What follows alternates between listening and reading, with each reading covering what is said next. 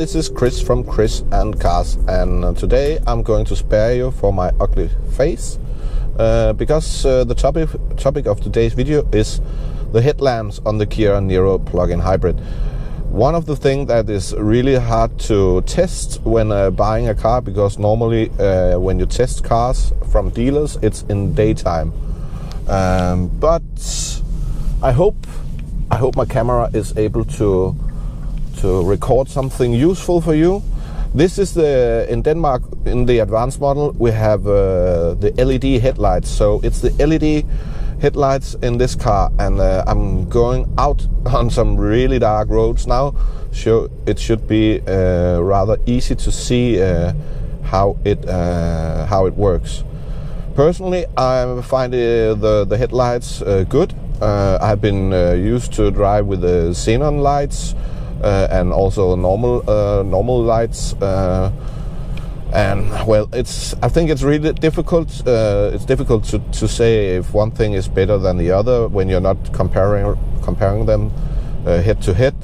But I think these LED headlights do a really decent job and light up the road really nice. I like the clarity in the brightness of the headlights. It's really nice. This is with the long lights, and as you can see, it's fairly good. Okay, it gives a nice clear view of the road, but I'm not able to say if these LED lights are better or the same or worse than the normal lights in the Niro, the xenon lights, because I once test drove the normal hybrid and it had the xenon lights, and we were out testing it at night too, or in darkness, and I thought they were really good too. So I'm not sure if the LED headlights are better than the normal xenon lights, but they are really good. Let's go back to normal.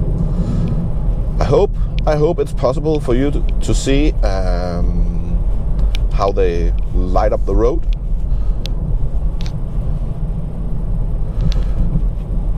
And while we're driving here, watching the headlights on the car, I would like to talk a little bit about another topic, because there are really, I think, a lot of people who are complaining about the lack of an electric heat pump in this car. And of course, if that's a must for you, then don't buy a Kia Niro because it doesn't have it. But sometimes I fail to see a little bit of what the big problem is. If it's because you want a preheated car, well, you can get some aftermarket solution that can preheat the car with app or no app or Bluetooth or whatever. I know a company called DIFA got several solutions, and you can just install that if that's a must for you. But that require the system to be plugged in.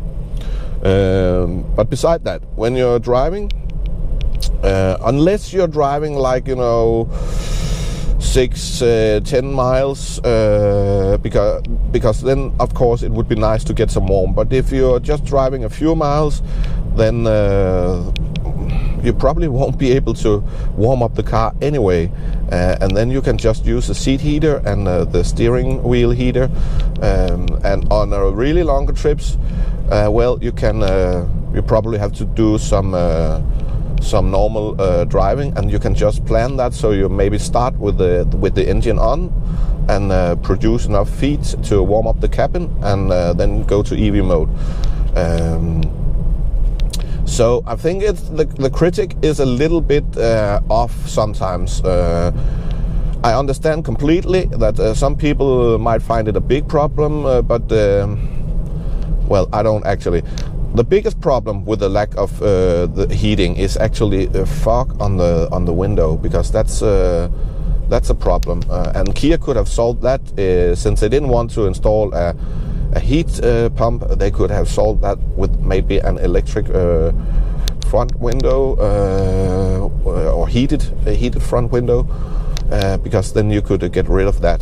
I have to manually turn on the defogging of the front window, and then I always shut it down really fast so it won't start the engine, because then the idea of EV driving goes away a little bit. One good thing though is if you really need to warm up your car and you want to go in EV mode, well, at least while it's heating up the car, the engine, it's also producing electricity and charging the battery. That's a nice thing, I think. It's probably so it can have some resistance and warm up faster, but you can get some extra miles of range while doing that.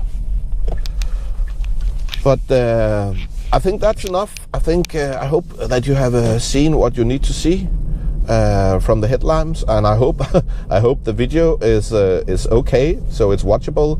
I haven't had a chance to test it, and I'm sorry I didn't get a video out last week, but my month is really tight. I have a lot of things to do, so I just hadn't got the time. I have a few ideas for the next videos, and I hope that I will be able to get back on track with a video a week. That's the plan anyway, and February seems a little less occupied, so probably there will be another video next weekend.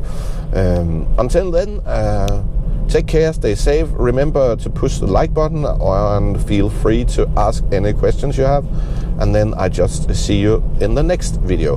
Bye bye.